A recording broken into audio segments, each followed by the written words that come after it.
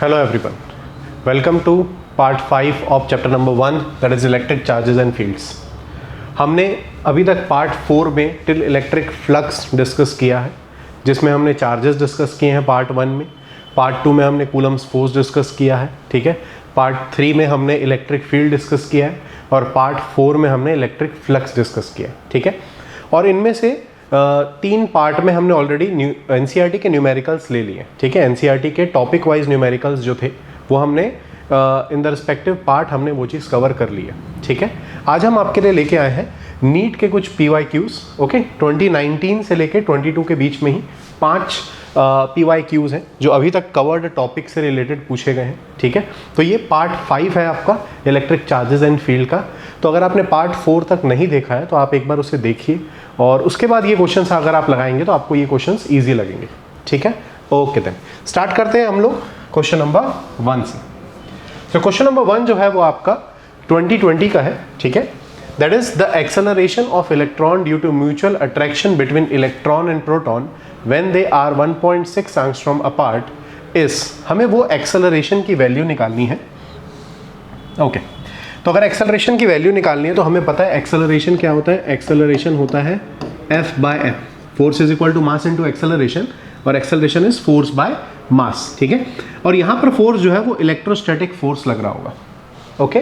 और यहाँ पर हमें मास किसकी एक्सेलरेशन हमें इलेक्ट्रॉन का निकालना है तो मास भी हमें इलेक्ट्रॉन का ही लेना पड़ेगा। ये इलेक्ट्रोस्टैटिक फोर्स है और ये इलेक्ट्रॉन है, ठीक है। अब इलेक्ट्रोस्टैटिक फोर्स की वैल्यू क्या होती है हमने पढ़ा है ये, that is K Q1 Q2 by R square, और नीचे मास ऑफ इलेक्ट्रॉन है।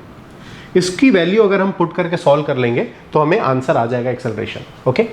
सो K की वैल्यू होती है, हमें यहाँ पर गिवन भी है, that is 9 × 10⁻9 multiply charge on electron that is 1.6 × 10⁻−19 charge on proton जो हमारा दूसरा चार्ज है। हमारे पास 2 चार्ज दिया हुआ है, इलेक्ट्रॉन और प्रोटॉन, दोनों का ही चार्ज सेम होता है, which is 1.6 × 10⁻−19 divided by R square. R हमें गिवन है उनके बीच का distance, so that is 1.6 angstrom होता है 10⁻−10। इसका स्क्वायर है तो मैं इसे 2 बार लिख देता हूँ, मल्टीप्लाई मास ऑफ इलेक्ट्रॉन हमें यहाँ पर गिवन है 9 × 10⁻31 9 × 10⁻31। बस इसे सॉल्व करना है हमें और हमें आंसर इसका मिल जाएगा, ओके। सो 9 से ये 9 कैंसिल, 1.6 से 1.6 और ये 1.6 कैंसिल। अब हमारे पास सिर्फ 10 और उसके पावर्स बचेंगे। सो 9 -19 -19, ओके। सो 9 -19 हो जाएगा -38, -10 ऊपर जाएगा तो मतलब +20 हो जाएगा, और -31 ऊपर गया तो +31 हो जाएगा, ठीक है, ओके। तो अगर हम इसको सॉल्व कर लेते हैं, जब आप इसको सॉल्व करेंगे आपका आंसर आ जाएगा 10⁻22 मीटर पर सेकेंड स्क्वायर। ये आपका एक्सेलरेशन का वैल्यू आ जाएगा और आपका आंसर हो जाएगा C यहाँ पर, ओके। क्वेश्चन इजी है, बिल्कुल भी डिफिकल्ट नहीं है। इवन आपको जो वैल्यूज गिवन है वो भी ऐसे ही है कि चीज़ें कैंसल आउट हो जा रही है, ठीक है। तो नेक्स्ट क्वेश्चन देखते हैं क्या है। Next question says 2 point charges A and B having charges +Q and -Q respectively are placed at certain distance apart and force acting between them is F. If 25% of charge from A is transferred to B, what is the force between them becomes? Okay, ये 2019 का question है। ये कुछ ऐसा कहना चाह रहा है कि अगर हमारे पास 2 चार्ज है Q और दूसरा है -Q चार्ज, इनके बीच का डिस्टेंस हमें मेंशन नहीं है तो हम R कंसिडर कर लेते हैं। अभी इनके बीच जो फोर्स लग रहा है वो कितना लग रहा होगा, F is equal to K Q × -Q divided by R square. जब हम फोर्स का फॉर्मूला लगाते हैं तो हम प्लस माइनस साइन को कंसिडर नहीं करते हैं। प्लस माइनस साइन सिर्फ ये बताएगा कि वो फोर्स अट्रैक्टिव है कि रिपल्सिव है, फाइन, ओके। तो ये आ जाएगा KQ² बाय R स्क्वायर। जब तक हमने चार्ज शिफ्ट नहीं किया है तो इनके बीच का फोर्स कितना है, KQ² अपॉन R स्क्वायर। अब हमें बोल रहा है कि 25% ऑफ द चार्ज A से शिफ्ट हो जाएगा, ये A है और ये B है। A से 25% ऑफ द चार्ज इधर चला जाएगा, ठीक है। तो 25% ऑफ Q कितना होता है, 25% ऑफ Q इज Q/4, ठीक है। तो अब इसके पास कितना चार्ज बाकी है, Q - Q/4 which is 3Q/4, और इसके पास -Q पहले था, अभी इसके पास Q/4 आ गया है तो इसके पास कितना चार्ज बाकी है, -3q/4। ठीक है, तो हमारे जो न्यू चार्जेस हैं अब वो ये, ओके। तो कुछ सिस्टम अब ऐसा दिख रहा है, ये 3q/4 और यहां पर है -3q/4। ठीक है, और इनके बीच का डिस्टेंस अभी भी सेम है r। अब जो न्यू फोर्स होगा वो कितना होगा हमसे पूछ रहा है। सो अब की बार फोर्स कितना हो जाएगा, F = K 3q/4 into 3q/4 divided by r²। ठीक है, तो ये हो जाएगा K Q²/r², और 3 इंटू 3 आ जाएगा यहाँ पर 9, और 4 इंटू 4 हो जाएगा 16।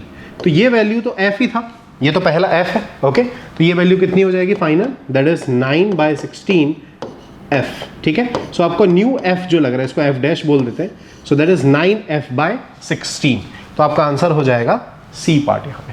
ठीक है, तो ये बहुत ही आसान पैटर्न है, लेकिन बहुत सारे तरीके के क्वेश्चंस इससे पॉसिबल है। जैसे एक और एग्जांपल देखते हैं हम लोग, अगर +q -q न होने की वजह ये होता +q एंड +q, हमारे पास दो चार्ज है q एंड q। अब हम अगर 25% यहाँ ट्रांसफर कर रहे होते तो ये कितना हो जाता, q -q/4, और ये हो जाता q + q/4।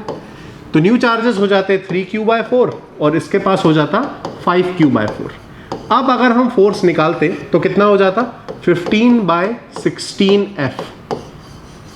ये आंसर हो जाता हमारा। ठीक है, तो अगर एक भी चार्ज चेंज हो जाएगा या हम परसेंटेज चेंज कर देंगे तो आंसर ऐसे वेरी करेगा। ठीक है, फॉर एग्जांपल इसका एक और पैटर्न जो बनता है, दैट इज अगर हमारे पास दो चार्ज है q एंड -q, सपोज मैं दोनों को q/2 चार्ज अगर प्रोवाइड कर देता हूं, दोनों को q/2 चार्ज प्रोवाइड कर देते हैं, इनके बीच का डिस्टेंस r है, तो क्या होगा, तो फोर्स में क्या वेरिएशन आएगा। तो अगेन कुछ नहीं करना है, हमें सिर्फ चार्जेस नए निकाल लेने, q + q/2 -q + q/2, ये हो जाएगा 3q/2 और ये हो जाएगा -q/2।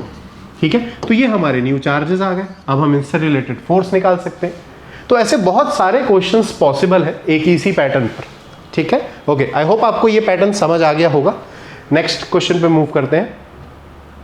Question number 3 says a spherical conductor of radius 10 cm has a charge of 3.2 into 10 to the power -7 coulomb distributed uniformly. What is the magnitude of electric field at a point 15 cm from the center of sphere? ये 2020 का question है और बहुत ही आसान है।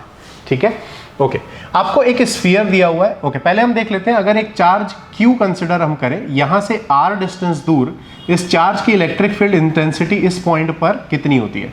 इस point पर अगर मैं कंसिडर करूं P पॉइंट, तो electric field intensity at point P होता है KQ/R²। ये हमने पार्ट 3 में देखा हुआ है। ठीक है, electric field intensity because of a charge at a point R distance far away, so वो होता है KQ/R²।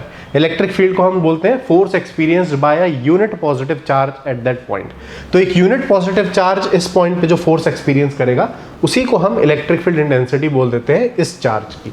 ठीक है, तो अभी यही कंसेप्ट यहां पर लगने वाला है। हमारे पास एक कंडक्टर है जिसका रेडियस आपको 10 गिवन है, ये 10 सेंटीमीटर इसका रेडियस आपको गिवन है। इसमें चार्ज, तो कंडक्टर में कभी भी आप एक्सेस चार्ज डालेंगे तो वो हमेशा सरफेस पर रिसाइड करता है, वो हमेशा सरफेस पर रिसाइड करता है। ये हम चैप्टर 2 में इलेक्ट्रोस्टैटिक ऑफ कंडक्टर के अंदर पढ़ने वाले हैं। ठीक है, तो ये जो चार्ज है Q, ये है 3.2 into 10 to the power -7 coulomb का चार्ज। हमें पूछ रहा है यहां से 15 सेंटीमीटर दूर, ये क्या हो रहा है, ओके, यहां से 15 सेंटीमीटर दूर इस पॉइंट पर P पॉइंट पर आपको इलेक्ट्रिक फील्ड इंटेंसिटी बतानी है। तो कभी भी ऐसा सिनेरियो आ जाएगा, हमें स्फीयर के बाहर वाले चीज पे अगर निकालना होगा इलेक्ट्रिक फील्ड, तो हम इसको एक पॉइंट मान सकते हैं। ये एक पॉइंट कंसिडर कर लिया जाएगा जिस पे चार्ज कितना है, Q is 3.2 into 10 to the power -7 coulomb.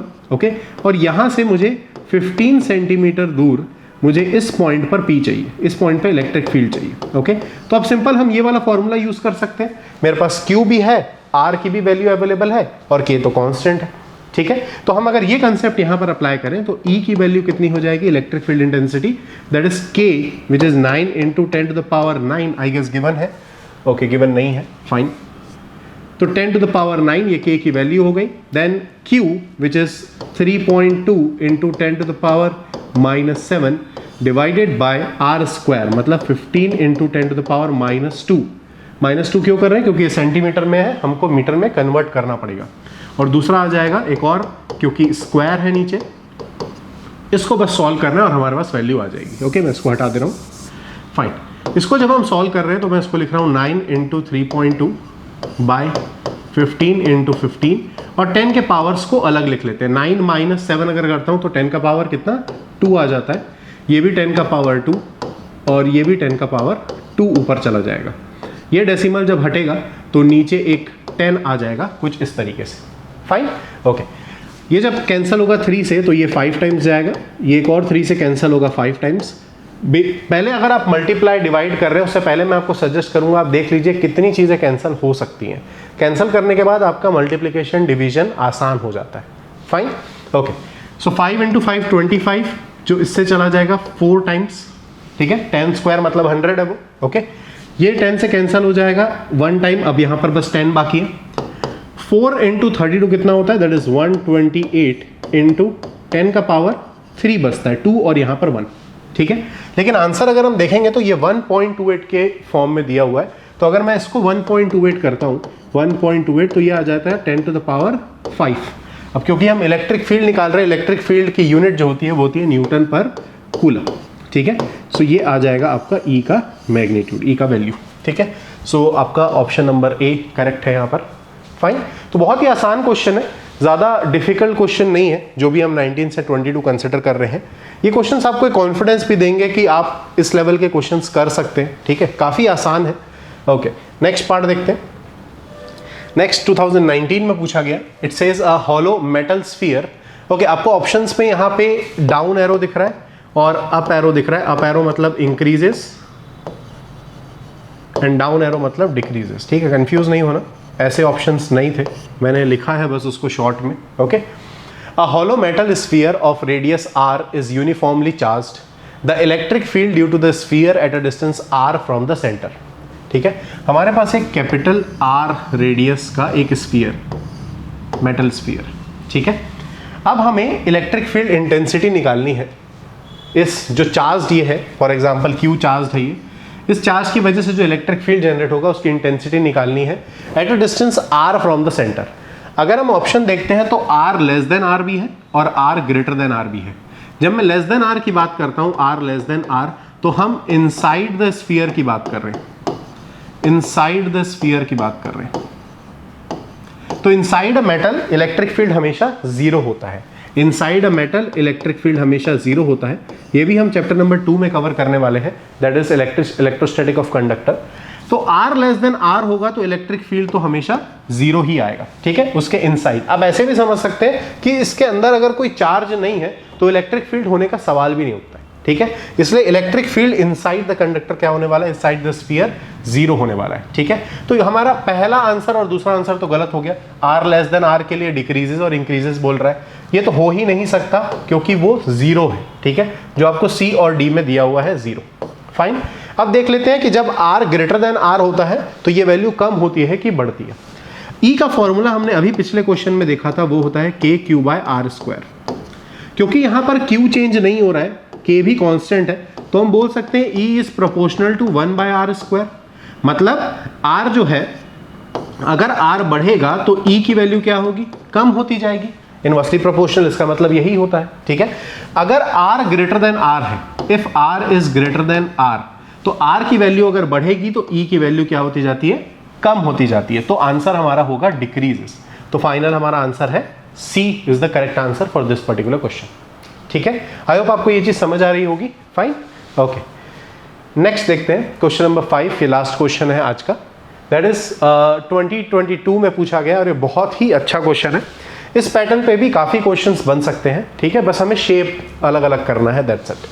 Question says 12 point charges, each of the charge q coulomb are placed at the circumference of a circle of radius r meter with equal angular spacing. If one of the charge is removed, the net electric field at the center of the circle is, हमसे ये पूछ रहा है, ठीक है।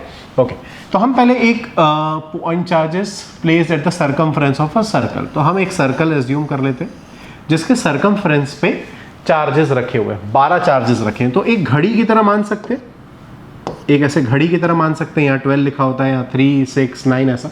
Okay, तो यहाँ पर एक होगा, तो एक यहाँ पर आएगा, यहाँ और यहाँ, फाइन, यहाँ पर और यहाँ पर, यहाँ पर और यहाँ पर। ये ऐसे मैंने 12 मार्किंग कर दिए जहाँ पर क्यू चार्जेस प्लेस्ड है।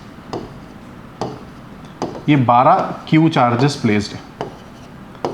अगर पूरे चार्जेस प्लेस्ड है तो सेंटर पर कितना इलेक्ट्रिक फील्ड होगा हम वो चेक कर लेते हैं पहले। अगर सभी चार्जेस प्लेस्ड है, एक्चुअली हमें निकालना कब है, जब एक चार्ज को हमने रिमूव किया है, if one of the charge is removed.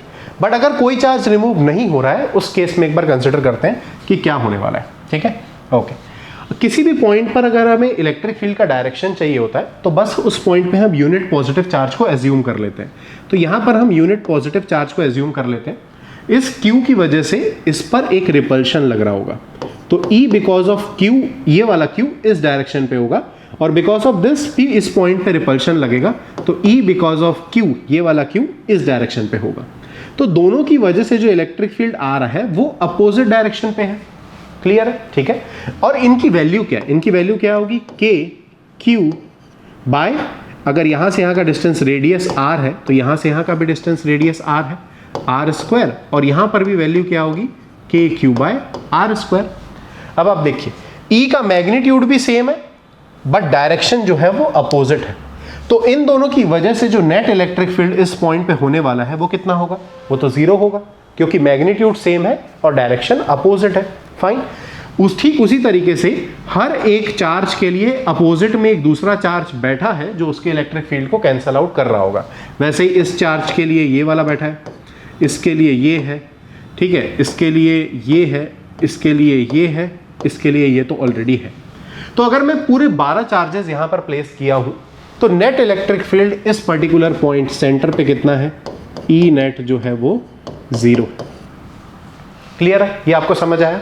अब बोल रहा है कि अगर एक चार्ज यहां से रिमूव हो गया, अगर हम किसी एक चार्ज को रिमूव कर लेते हैं, अगर हम इस क्यू को रिमूव कर लेते हैं फॉर एग्जांपल, उस क्यू को रिमूव करने के बाद हमें क्या मिला यहां पर कि इसके अपोजिट में जो चार्ज था ये क्यू, अब इसका इलेक्ट्रिक फील्ड कैंसिल नहीं होगा, स्टिल बाकी सबका कैंसिल होगा क्योंकि उनके अपोजिट में चार्जेस स्टिल अवेलेबल है, लेकिन इसके अपोजिट में जो चार्ज था अब वो अवेलेबल नहीं है।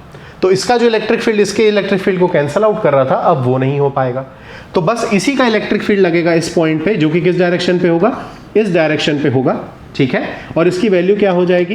दैट इज के क्यू बाय आर स्क्वायर। ठीक है, तो हमें जो नेट इलेक्ट्रिक फील्ड मिल रहा है वो मिल रहा है के क्यू बाय आर स्क्वायर। के को हम 1/4 पाई एप्सिलॉन नॉट भी लिख सकते हैं, तो ये आ जाएगा 1/4 pi epsilon naught Q by R square. कुछ इस तरीके से आपको फाइनल इलेक्ट्रिक फील्ड मिल जाएगा। और ऑप्शन जो मैच कर रहा है इससे वो ये वाला ऑप्शन। ठीक है, तो ये क्वेश्चन भी काफी आसान था, बस इसमें शेप चेंज करके बहुत तरीके से ये क्वेश्चन को पूछा जा सकता है।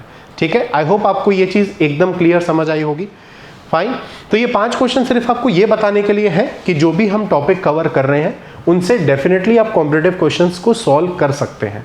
बस आपको क्लासेस रेगुलर अटेंड करनी है एंड दैट्स इट। ठीक है, एनसीईआरटी बेस्ड क्वेश्चंस हम लेक्चर के साथ ही लगा रहे हैं। ठीक है, और पीवाईक्यूज अगर नीट का लेना होगा या इन बिटवीन लेक्चर भी होगा तो मैं ट्राई करूंगा कि इन बिटवीन लेक्चर आपको आइडिया लगते रहे उस चीज़ का। ठीक है, आई होप आपको आज के पूरे 5 क्वेश्चंस समझ आए होंगे।